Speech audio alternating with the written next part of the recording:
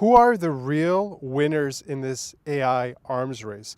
In today's video, we're going to go through DeepSeek's immediate rise to the forefront of AIs.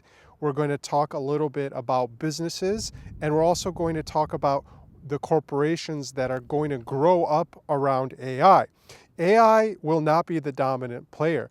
The wrappers will be the dominant player. The startups that rise up around this, the Airbnbs, the Ubers, the next generation companies, which are not only going to be found in Silicon Valley, they're going to be founded around the world because the entry to this technology is getting cheaper and cheaper. So what's the underlying theme here? How are people getting introduced to AI? How did you use AI? It all comes down to loyalty. If you look at the AI arms race, what really matters here is not big tech's obsession with benchmarks. Companies such as DeepSeek, OpenAI, and Anthropic are locked into flops, GPU power, and marginal performance gains, okay? So here's like an example. Here's like the geeky example. DeepSeek's R1 model has 671 billion parameters when compared to OpenAI's GPT-4.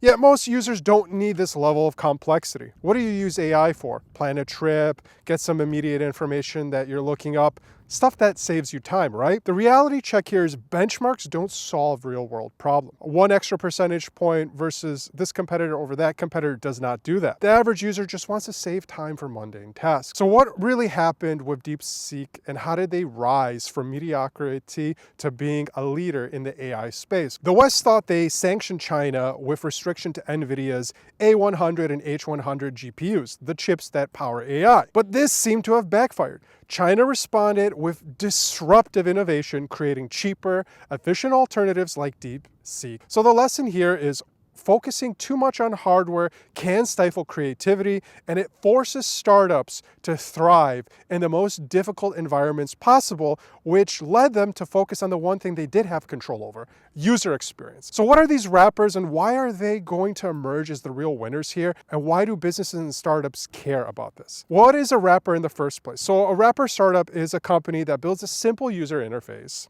like a chat, just like a GPT, on top of an existing AI model. GPT, DeepSeek, Anthropic, Gemini. And here's a couple of examples to get you familiar of what the opportunity is and why AI is disruptive. Such tools as legal contract drafting, sales outreach automation, and content creation can be automated, and this can cut down on repetitive day-to-day tasks. So why are these wrappers winning? What's their formula to success? Interface loyalty.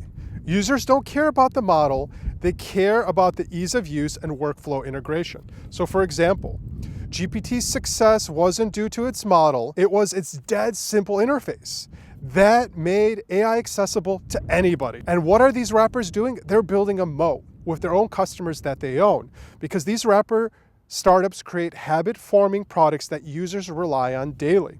At the end of the day, the wrappers don't care.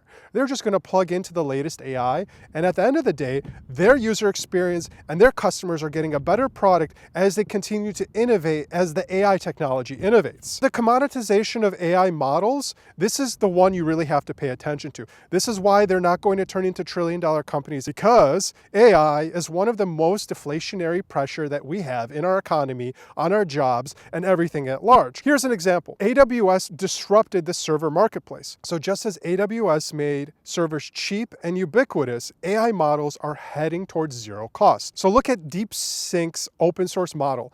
It's already 96% cheaper than OpenAI. Soon it can be free, and if you download it and put it on your own servers, it is free. So here's the implication. The real value shift is how you use the AI and not the model itself. So this is what AWS did. In 2006, AWS disrupted server manufacturing by offering infinite compute for pennies. The winners weren't the server companies, the AWS, even though their business is significant. They were apps like Airbnb, Uber, and Netflix. So you can draw the AI parallels here. The biggest winners won't be model providers, they'll be wrapper startups, solving specific problems. So here's a case study. We're going to drill in a little bit deeper here. If you look at legal tech, there are startups such as CaseText and LawGeeks use AI to draft contracts and analyze legal documents. The result is lawyers save hours per week, and the interface increases because the lawyers are going to use it over and over, and this is going to trump performance because they already have access to a great product. Now, if we look at sales automation, one that every business needs, tools like Outreach.io, Reply.io, they automate email campaigns using AI. So the results are sales team can 10x their outreach without needing to understand the underlying model. You can work harder and you can hit that hammer harder. You see the trend now? Now, content creation. This is a very popular one in marketing. Platforms like Jasper.io and Copy AI generate blog posts, ads, and social media content. The result is marketers focus on strategy, not writing. Okay, that's huge. We spend so much time doing manual tasks, and that user experience is going to drive adoption to those tools, and they'll have success for years to come. So why is the West losing the AI race? Over-engineering versus practical solutions. Western companies focus on over-engineering in hardware, while Chinese startups focus on user experience. The example that DeepSeek is 100 times cheaper and is making a real-world impact is a no-brainer for wrapper startups. It's also a great time to start a wrapper business because if you look at some areas in the European Union as a whole, the EU imposes strict compliance costs, stifling AI innovation. This is opening doors for other countries to access these models which are near zero, and meanwhile, China also has state-backed energy, which is helping them accelerate the growth and adoption of AI, in addition to the open sourcing of their technology to give it to the world as almost a gift. One of my comments in the last video said that this is a great gift from China on the eve of Chinese New Year. And I think that's true. This is open source.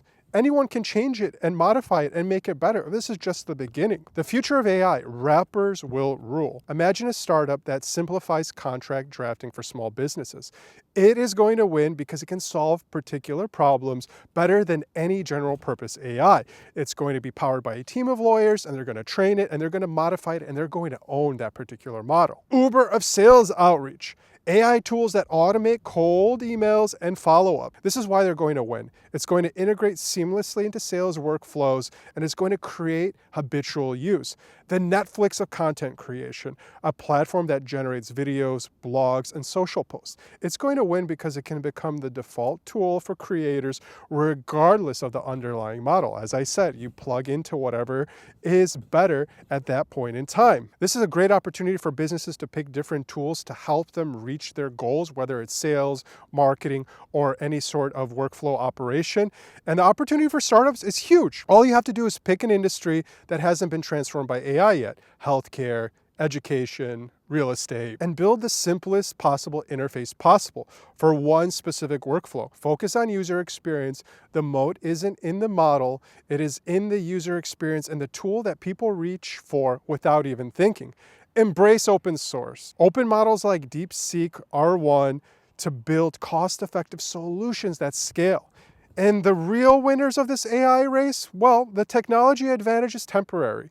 Benchmarks and hardware will always be surpassed. You know your computer is already obsolete. Your phone is too slow. The interface is forever.